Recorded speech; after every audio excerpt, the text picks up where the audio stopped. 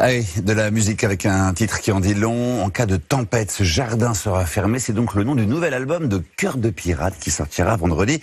Un disque que la Québécoise de 28 ans a écrit après une période très sombre à la fin de sa dernière tournée et qui l'a obligée à affronter ses démons et à se remettre en question. Charlotte Berdelin et Alison Belboer l'ont rencontrée.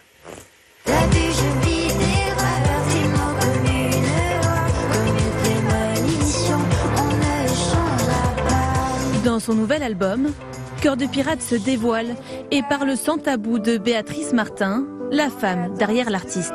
Comme une prémonition, on ne changera pas. Toutes les choses que j'ai jamais voulu dire, je les dis sur cet album-là. Donc j'ai vraiment fait un travail introspectif, j'ai vraiment fait face à mes démons. Je me suis rendu compte que finalement, en fait, c'était moi la source de la plupart de mes problèmes. Donc c'est un peu confrontant, mais ça fait du bien. À 28 ans, Cœur de Pirate est désormais très différente de l'interprète de Comme des enfants, sorti il y a 10 ans. Mais laisse-moi tomber. L'an dernier, l'artiste québécoise confie avoir traversé un vide immense.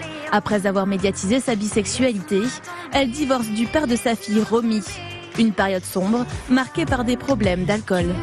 Aujourd'hui, elle se libère de son passé en le racontant dans ses chansons.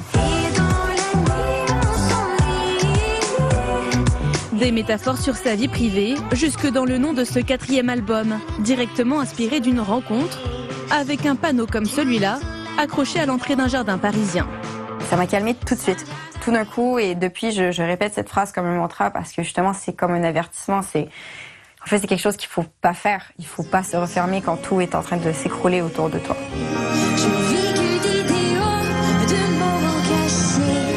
Et c'est justement l'objectif de cet album, des retrouvailles avec elle-même, une remise en question, avant une tournée prévue à l'automne, pour laquelle elle promet de se ménager un peu plus, pour préserver un équilibre encore fleur.